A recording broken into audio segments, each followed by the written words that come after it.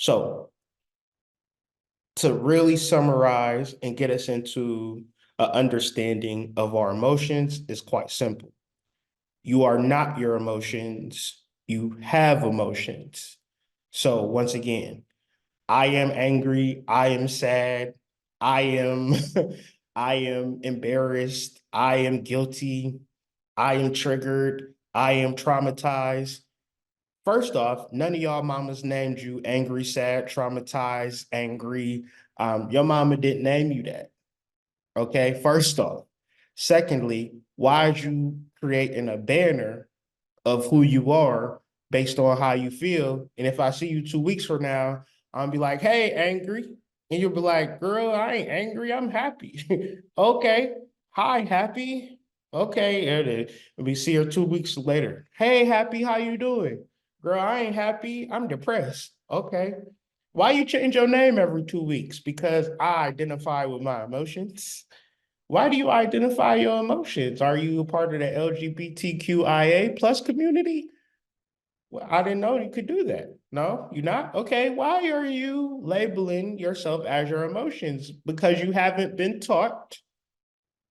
You haven't been taught otherwise. If you haven't been taught to separate yourself from your emotions, then you will associate yourself with your emotions.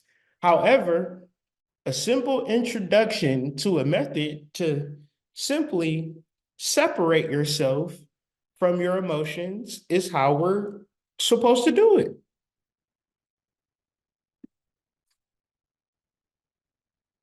And it's quite simple.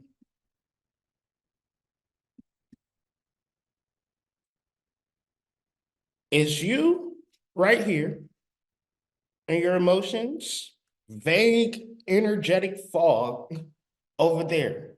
This is a meditation. This is insight because 99.9% of these of people are going to just faithfully merge themselves with their emotions and calcify themselves with their emotions so that their emotions and themselves are one. I'm talking to us because we still have time. We still have time, right? We can still do this work. And part of this work is to unequivocally, without a shadow of a doubt, remove yourself from your emotions, good or bad. Why? Because you are pure consciousness. You are not an emotion.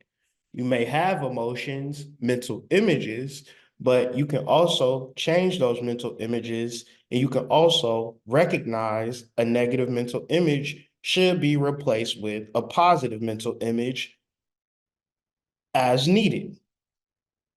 Because if you can say, well, I've been doing sacral chakra work for 10 years, I'm good. And then you produce a negative mental image and you don't correct it, it doesn't matter, right? We're dealing with laws of the universe. So if you put a house on the coast and a tsunami come, there is no like if you didn't want your house to be submerged by a tsunami, should have put it more into land. That's a law. So the law of our emotions is simple that you can either experience your emotions or you could separate from your emotions. These are laws. If you want to simply immerse yourself in your emotional field, never separate from your emotional field, what is going to happen? You are going to produce those hormones associated with those negative or positive emotions. I personally like a life where you are active and conscious and proactive on producing the hormones associated with spiritual mental images. When God gives me an image, when God gives me a vision, and I act on that vision, and it gives me enlightenment, it's nothing else. I don't have to argue. I don't have to be pretentious. I was having a conversation the other day about like doing readings. And I was like, yeah, I do readings, but I just don't tell people that I do readings because it's just more of like whoever wants a reading can get a reading. I'm not going to promote it because I'm not pretentious. And what I really wanted to say is that I let God make that decision. Like I let people's higher selves make that decision. I'm not forcing that issue, right? I will allow it to happen. And that's the difference, right? You can really try and try and try and try and try. And that is an emotion. That is a secretion of a harmful hormone. The emotion associated with allowing and knowing that God is working in your life, it can start from wherever you're at. I promise you, wherever you are at, and trust me, I've been in low places. But if I truly believe in the soul and I truly believe in higher consciousness, there's only one way that higher consciousness could channel, and that is through me. And I don't say I'm the only person, I'm talking about you, right? I'm saying the only way that God can speak is through a human being. We can easily channel God force energy through us at any point. But the only thing that will be blocking us is the negative emotions and the distortion. So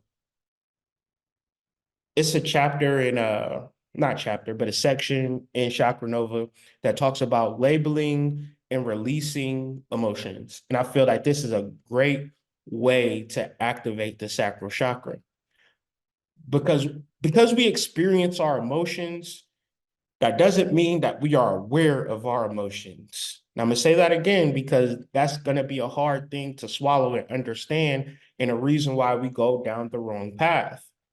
Because we experience our emotion does not mean we are aware of our emotions, because the same thing is experiencing thoughts. There are thoughts that you have in a journal that you have forgotten. So, what's the truth that you experienced them? To become aware of your emotions, you have to journal. But to become aware of your thoughts, you have to journal. To become aware of your mental images, you have to journal. Now, some of us journal with words. I journal with words, but I feel moving into 24, a positive way to journal for creative minded people would not be to journal with words, but to journal with images, right? Draw your life, right? Draw the way you want your life to be. Journal how you feel. Become aware of how you feel by what you see in your mind's eye. So the only way you could be aware of how you're feeling is by journaling it, because journaling it is the only way that it goes from outside of your mind into the earth, into this observable reality. Even when you have a therapy or therapist or a reader, they may not even regurgitate, or they may not even be listening. So say you are telling somebody how you feel and they're not listening to you, and you haven't brought any awareness, and they give you bad advice, you can still be emotionally unaware. So you, once again, you can have a husband that you tell all of your feelings to, but if he's not listening to you, and you're not able to become aware of what you're saying, and he like, yeah, yeah, yeah, okay, babe, roll over or whatever dudes say, right? You're not becoming more emotionally aware. So once again, when we doing this chakra work, we're doing it, we can do it as a couple, but you can't do it for your partner, right? But more or less, you're doing it for yourself. And you need to become aware of your emotions. So therefore, talking about it is not going to be a solution. Journaling it, looking at your words, going over your images, getting clear on how you feel, this allows you to become emotionally aware. Because once you begin to see how you feel, become aware how you feel, that enacts moving in a different direction, especially if that feeling is negative. But the one thing that like life has presented to us over time is a degradation of our emotional life. And so the reason that we degrade our emotional life is simply through stress and stress hormones. So there is a solution, and that solution is getting in tune with